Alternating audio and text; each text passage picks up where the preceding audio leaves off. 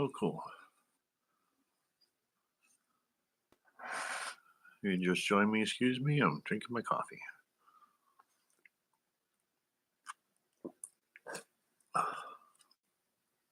Leave that here in Maine. Just a little bit cold, 34 degrees, I believe. Yes. So, obviously freezing my butt off. Talking about snow, nothing major. But it's too early in the season, so I don't expect a whole lot of anything too dramatic. A couple inches, but again, we're in central Maine. That's what you get when you live here in the woods. So, uh, kind of one of my topics for discussion tonight, actually, getting the RV to take this on the road. Two reasons. I'd love to be someplace warmer right now. Uh, One of the things they don't tell you after heart surgery, or any surgery really, I was out for 2 days, which was not supposed to be. I went in at surgery for 6 a.m. and was supposed to be done somewhere around 2 in the afternoon. They told me they were going to let my body rest for a couple hours and wake me up around 4 or 5 o'clock on Monday. And they wound up waking me up about 5 o'clock Tuesday night because they couldn't get my heart back in a rhythm. So they fought all night the next day trying to get me back in working order. So since that, anything extreme heat, extreme cold, humidity, even on an average day, good weather, humidity, all affects everybody differently, but it really affected my lung. The heat was one thing. The cold is definitely a whole other. Remember the first time last year when I just after surgery I got out in the cold and it almost felt like another heart attack coming on. I couldn't breathe at all. And they said, yeah, that's normal after surgery. Just again being out for a day and a half, that's kind of what happens, I guess. One of the other things I didn't know, which again brings me back to my scatterbrain too, but it brings me back to my other thought, getting an RV. And yeah, I would have loved to have been able to really sit down and talk to somebody who's been through this and get a little bit more in depth. I mean, my doctors were good, the nurses were good, the hospital was excellent, doctors were excellent. I shouldn't say good. Um, I had less than a 10% chance to live, and I made it through that.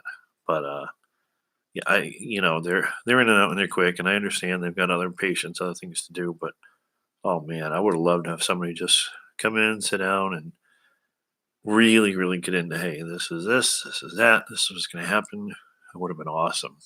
And like I said, they kind of quickly went through it. And then they give you a video to watch, which it's generic. Yeah, whatever. It doesn't apply to you specifically. And like I said, it would have just been a nice thing. So I thought of that. Actually, my counselor and I were even talking about that. Just if I had an RV, a transportation, a way to get up to the hospitals around, really anywhere, but it'd be nice to just sit and um, do some volunteer work and really get to meet some people and help them out along the way. That's again where part of my theory of getting the RV was from, is just getting a way to get around. And um, again, since a heart attack, I can't work. I haven't worked. I don't get disability.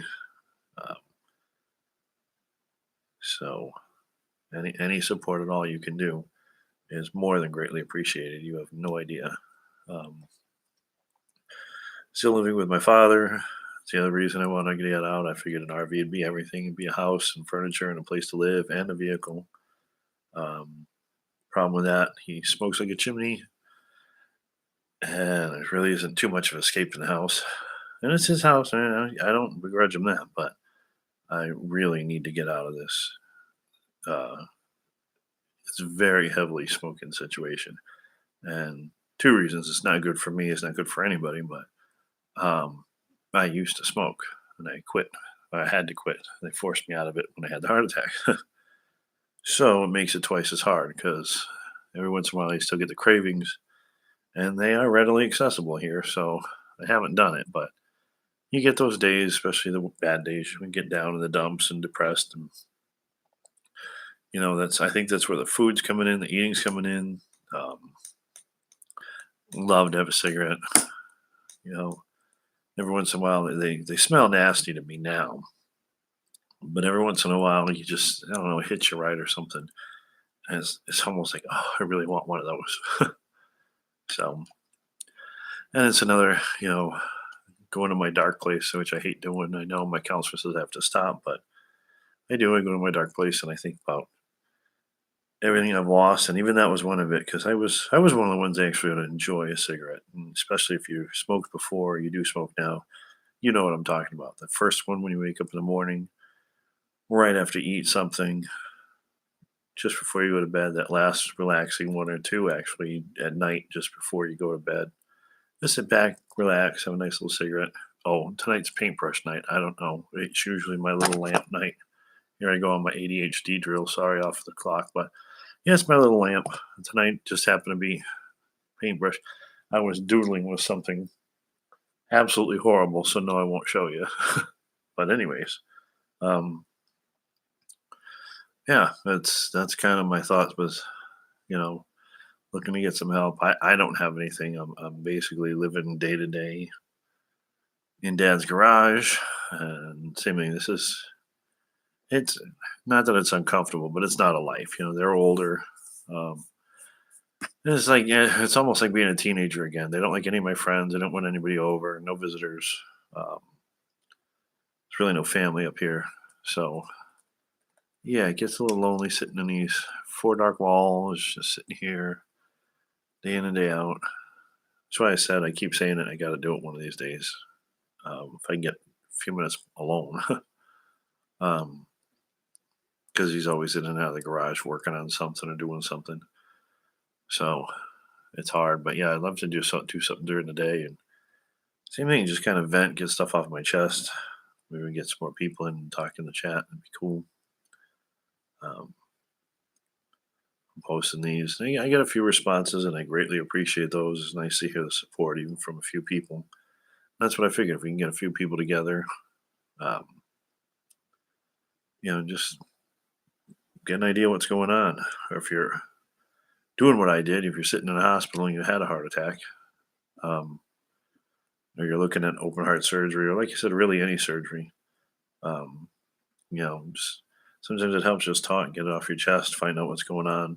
Because, like I said, I had, I mean, everybody knows the basics. Yeah, they're going to cut you open, fix your heart, put it back together.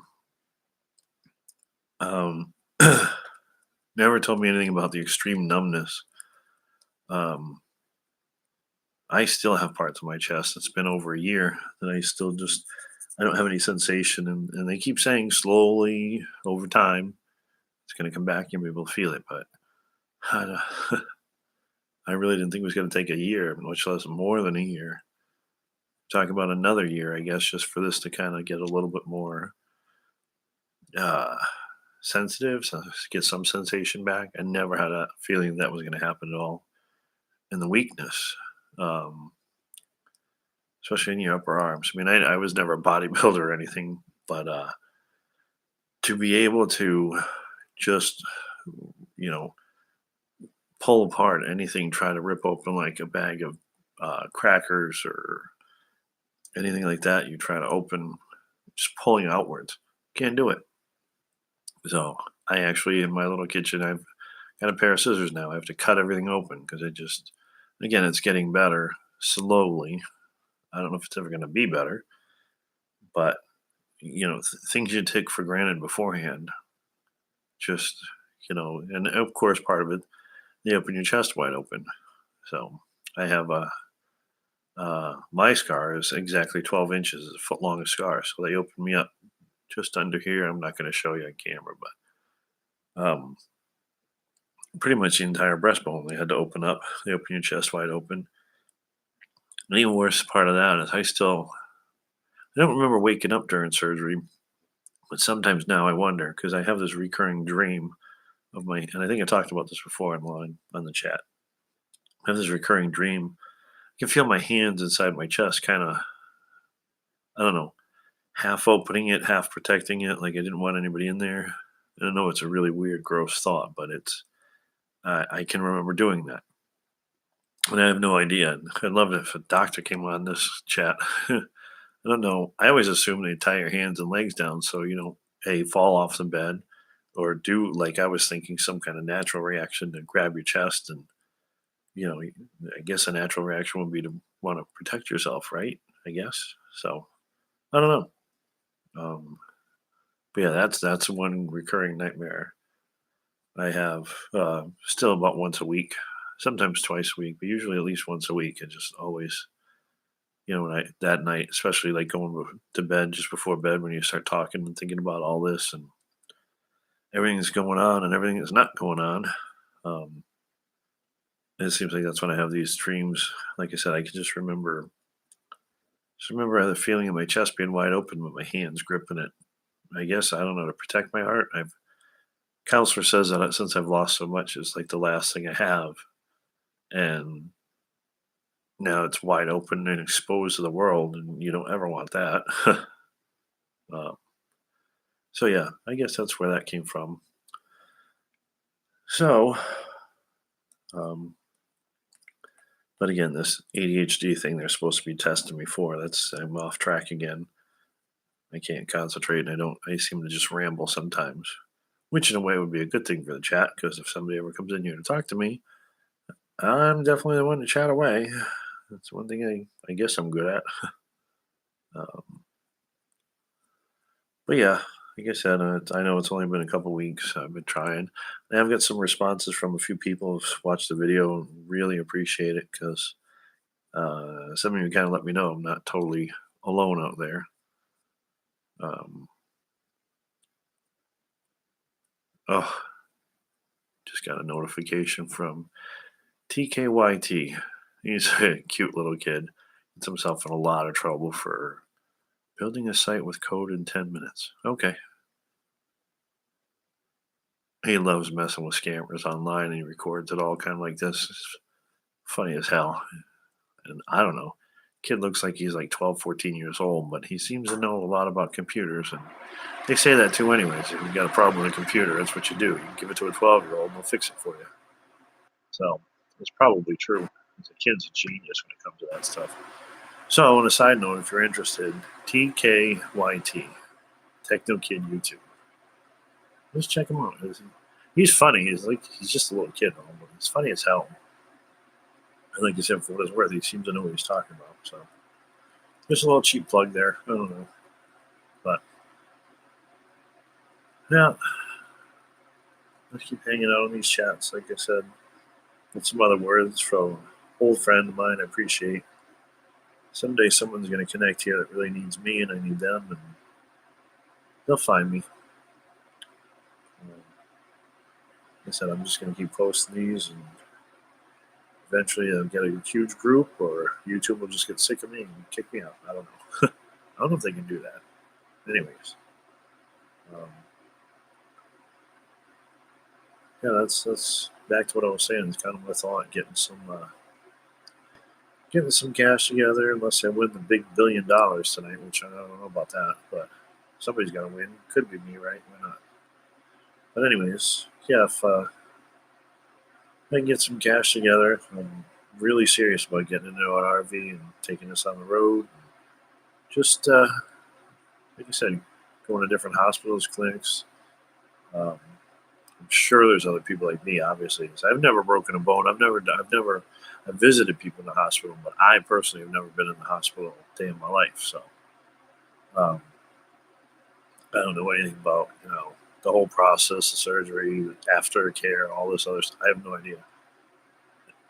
So that's what I was saying. I would have loved to have somebody come in because I think I said in my other chat too. If you don't know, um, I was in for 8 days. I went in not just a heart attack, but I had fluid on the lungs, fluid in my legs.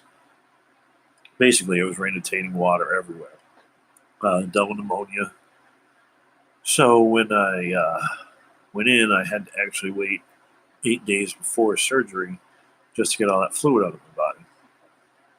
So I definitely had time for somebody to want to sit down and talk and tell me this is, having the heart attack. I was on all kind of pills just to keep me stable. But I did have 8 days to just sit there and, excuse me, and sit there and wait.